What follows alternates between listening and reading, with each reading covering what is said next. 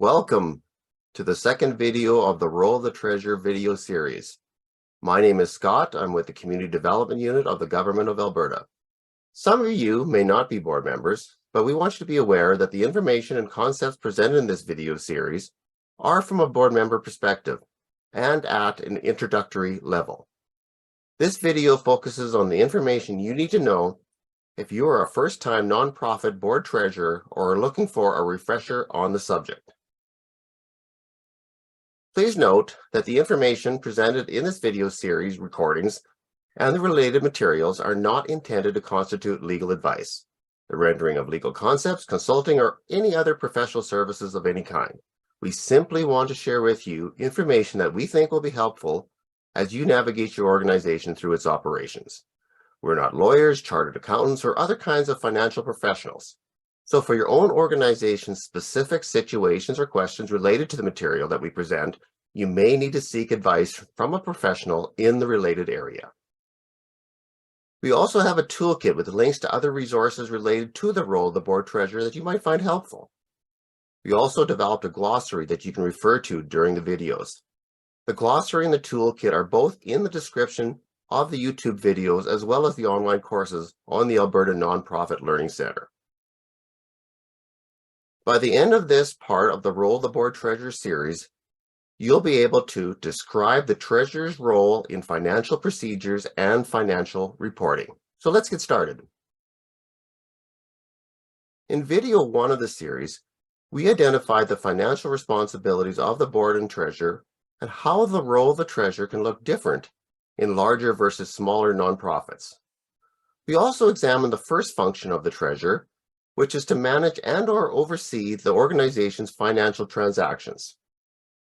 In this second video in the series, we're going to discuss the treasurer's second function, which is to ensure proper financial procedures and financial reporting.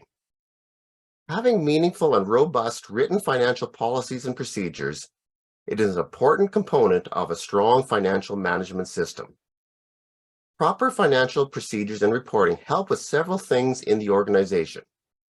First, they are used to establish an organization's financial system and internal controls. They also help ensure there's compliance with regulatory standards. They help with setting up mechanisms that prevent fraud and theft.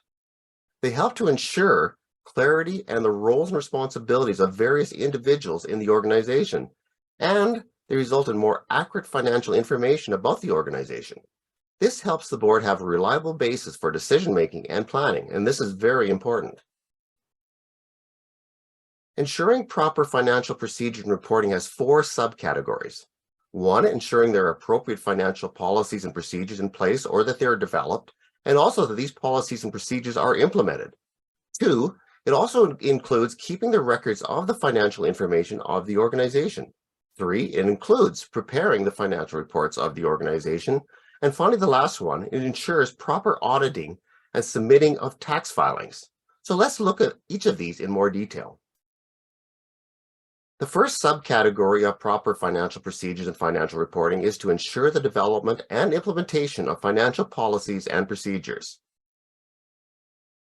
The financial policies and procedures that you develop for your organization should be designed to protect the assets of the organization. For example, protect your nonprofit against fraud and theft and ensuring the safe custody of money and prompt banking. They should also ensure the maintenance of accurate records of the organization's financial activities. They should provide a framework for the organization's financial decision-making.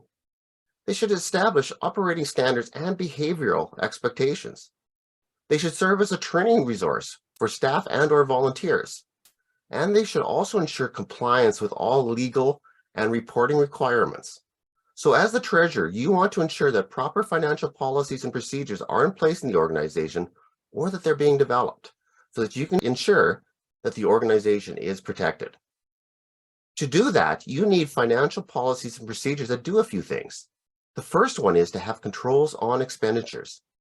Things like who can authorize spending, the maximum limits that can be spent before approval, and who in the organization can sign checks or authorize online banking transactions, segregation of duties, etc., all those type of things. The next things you want financial policies and procedures to do is to serve as controls on income generation. This includes appropriate and inappropriate ways of raising money. For example, having discussions about how we raise money and whether or not these methods are in alignment with a nonprofit's vision, mission, and values. And the last one is systems that ensure that the cash and online banking information and processes are kept secure. These are things like policies that ensure consistent and effective operation of invoice approval and processing, payroll preparation and approval, purchases and procurement, and similar things like that. So implementing financial policies and procedures will help treasurers have a robust financial system. And one of the most important characteristics of financial system in an organization is having an accountable internal environment that includes behaviors and processes that ensure good communication and security.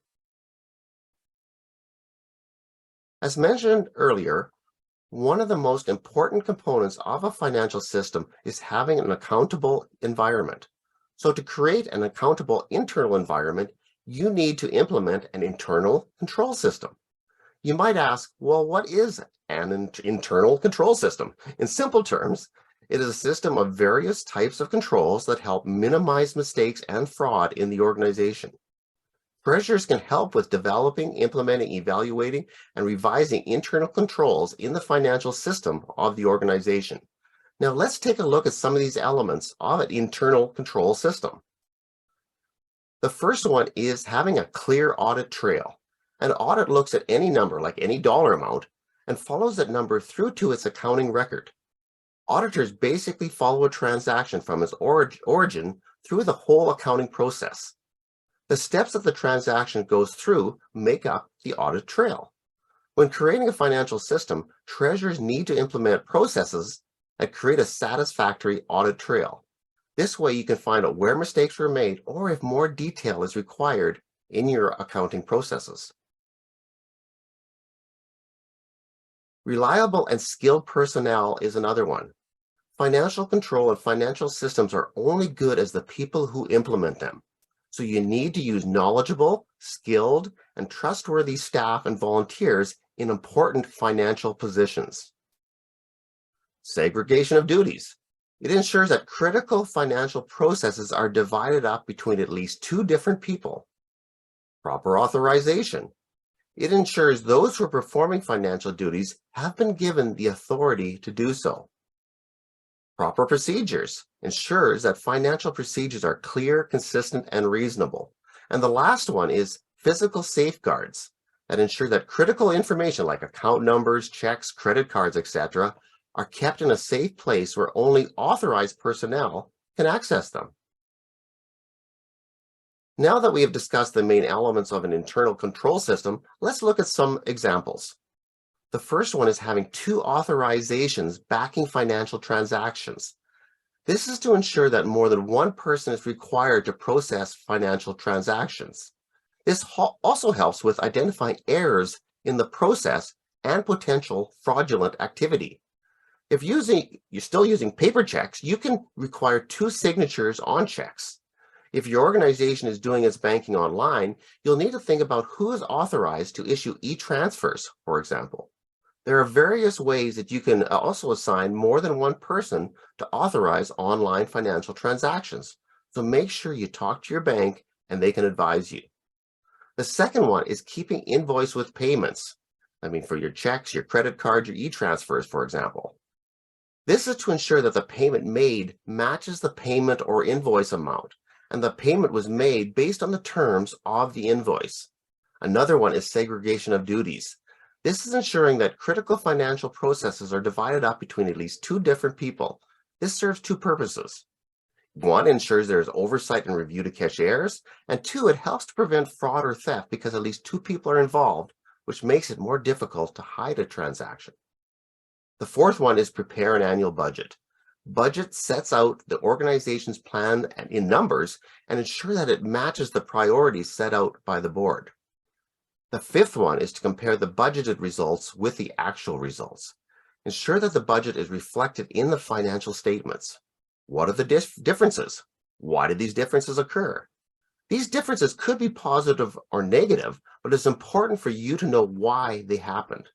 Another one is making sure that bank reconciliations are completed.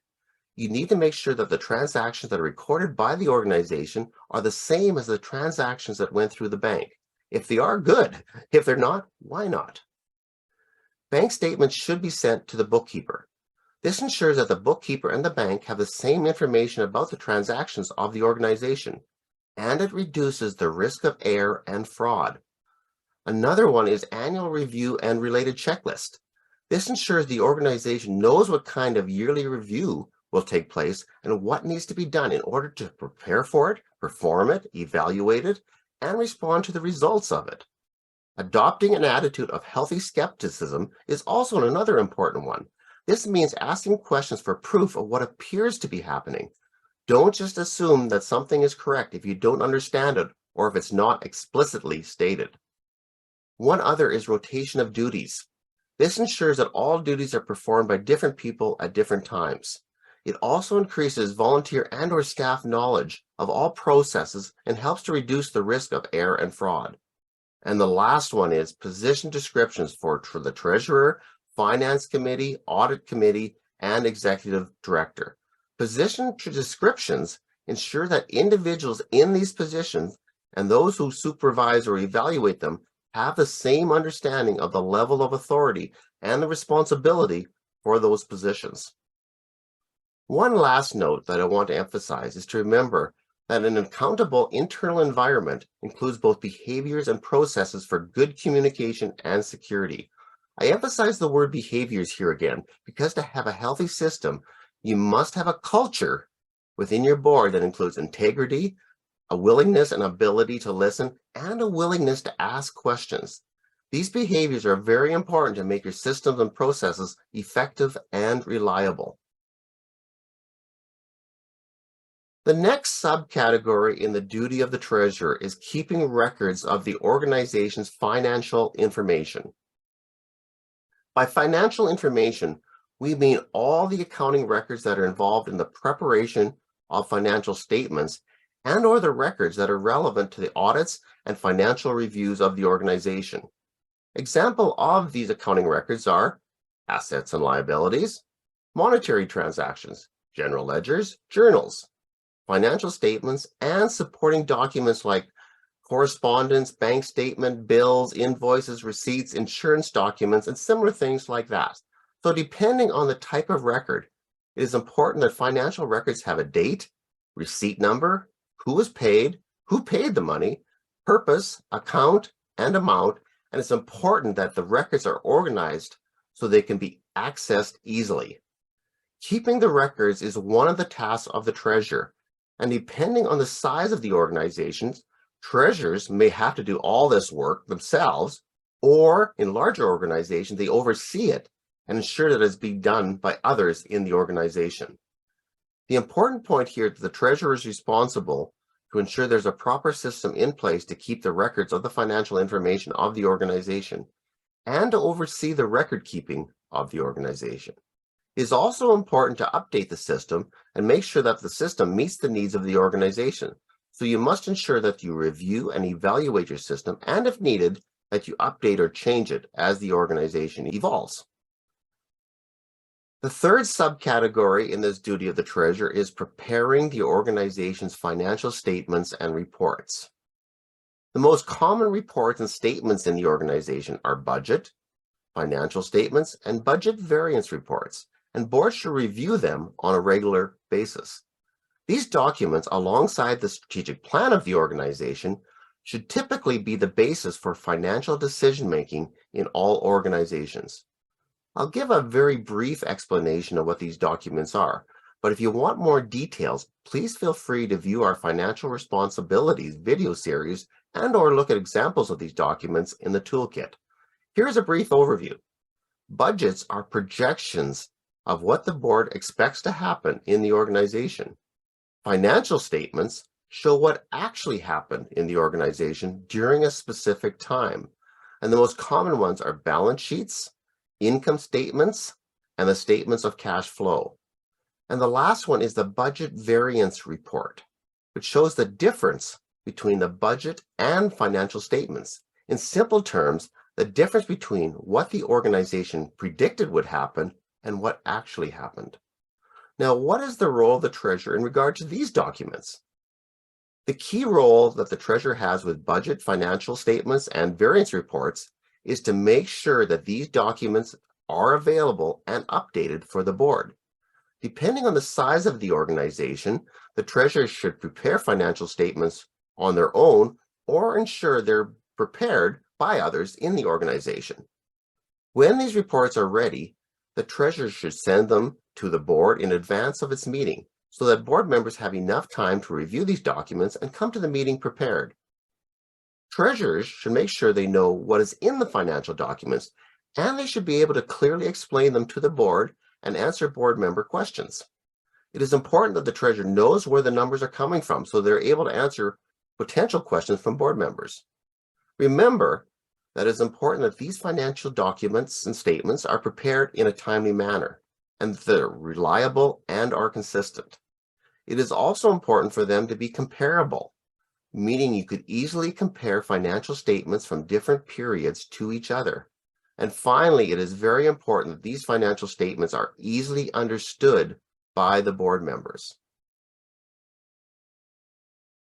And the last subcategory in this duty of the treasurer is to ensure proper auditing and to submit tax filings. I will first explain the audit part, and then we'll talk about submitting tax filings. A requirement of the Alberta Societies Act is for a nonprofit to submit audited financial statements along with its annual return to the Alberta Corporate Registry. Also, audited financial statements must be presented to the members of the society every year at its annual general meeting, or sometimes called the AGM. The treasurer of an organization should not do the annual audit of the organization.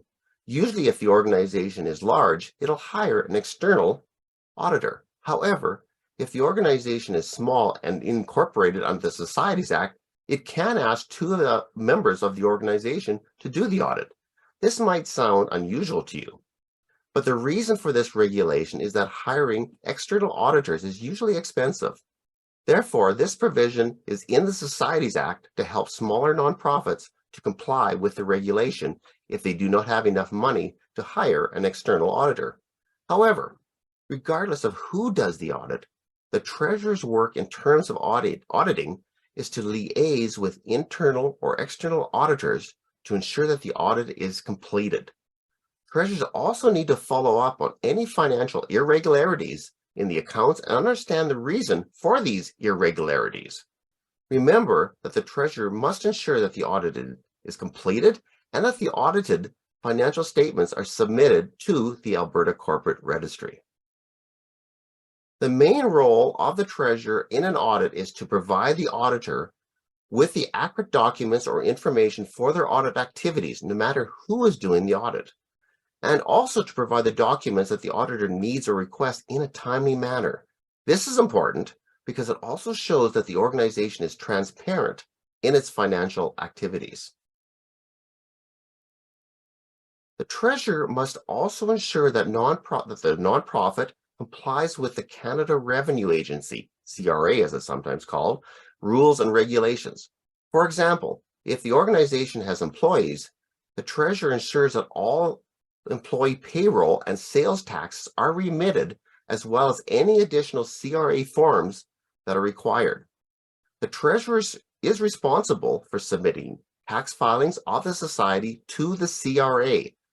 Just a note to remind you that nonprofit organizations incorporated under the Societies Act do not pay taxes, but they still may need to file an information return or other CRA forms depending on their specific circumstances. Consult the CRA directly for information about your specific nonprofit's requirements. Remember, there may also be provincial laws and regulations in respect to fundraising, such as the Alberta Charitable Fundraising Act, or rules related to investments. Many of these issues are related to tax filings, and they're often complex. So spend whatever time you need to and understand the rules and ensure that your organization stays in compliance with them. This means that you may need to spend some time with a bookkeeper or an accountant to get more clarity on some of these matters. You cannot know everything, and that's fine, but you're required to do your due diligence to understand these matters and get help when you need it so that you are able to properly perform these tasks. This brings us to the end of the second video in the role of the board treasurer, and thank you for watching. Our contact information is on the slide and is in your toolkit as well. If you're in Alberta and have a question, need further information, or would like to request our services, you can contact us by email or phone. You can also access our website to know more about our resources and services. Lastly, if you want to be notified of our future services and resources, you can add your email address to our subscription form, and you'll receive updates as they become available. The link to the subscription form is in the description of the video as well. Thank you for your attention. Take care, and always remember that our communities have so much more because of everything you do. Thank you, and we'll see you at the next video.